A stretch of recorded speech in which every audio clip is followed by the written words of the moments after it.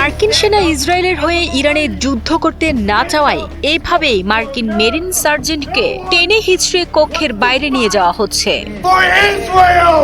বুধবার armed services sub কমিটির এক গুরুত্বপূর্ণ শুনানি চলাকালে হঠাৎ করেই তিনি সেখানে বাধা দেন এবং ইরানের বিরুদ্ধে যুক্তরাষ্ট্র ইসরায়েল যৌথ সামরিক অভিযানের তীব্র প্রতিবাদ জানাতে শুরু করেন। প্রকাশিত ভিডিও ফুটেজে দেখা যায় ব্রায়ান ম্যাকগিনেস তার গর্বের মেরিন ইউনিফর্ম পরিহিত অবস্থায় শুনানি কক্ষে দাঁড়িয়ে অত্যন্ত ক্ষোভের সাথে চিৎকার করে বলছেন, কেউই ইসরায়েলের হয়ে যুদ্ধ করতে চায় না। তার এই সাহসিকতাপূর্ণ কিন্তু উচ্ছৃঙ্খল আচরণের পরপরই নিরাপত্তায় নিয়োজিত পুলিশ কর্মকর্তারা তাকে দ্রুত কক্ষ থেকে বের করে দেওয়ার জন্য ছুটে আসেন। তাকে যখন টেনে হিচড়ে বাইরে নিয়ে যাওয়া হচ্ছিল তখন এক পর্যায়ে একটি দরজার ফাঁকে তার হাত মারাত্মকভাবে আটকে যায়। প্রত্যক্ষদর্শীরা জানান সেই সময়ই তার হাতটি মোটকে ভেঙে যাওয়ার ভয়াবহ দৃশ্য দেখা যায় এবং এরপর পুলিশ পাহারায় তাকে করিডোর দিয়ে নিয়ে যাওয়া হয়।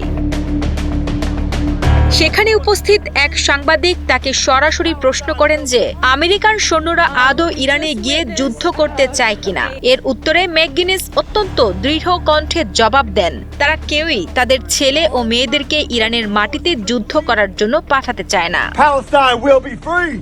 ঘটনাস্থলে উপস্থিত একজন প্রত্যক্ষদর্শী এই ভীতিকর পরিস্থিতির বর্ণনা দিতে গিয়ে বলেন, পুলিশ কর্মকর্তারা তাকে রীতিমতো জোর করে টেনে বের করছিলেন। দরজায় তার হাত আটকে যায় এবং তার হাত ভেঙে ফেলে।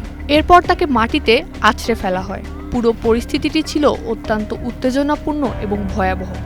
বিভিন্ন সংবাদ মাধ্যমের প্রতিবেদন অনুযায়ী সাবেক এই মেরিন সার্জেন্ট ম্যাকগিনেসের বিরুদ্ধে বর্তমানে বেশ কয়েকটি আইনি অভিযোগ আনা হয়েছে। এর মধ্যে রয়েছে পুলিশের কাজে বাধা দেওয়া এবং গ্রেফতার এড়ানোর চেষ্টা করা, পাশাপাশি একজন পুলিশ কর্মকর্তার উপর 3 বার হামলার গুরুতর অভিযোগ।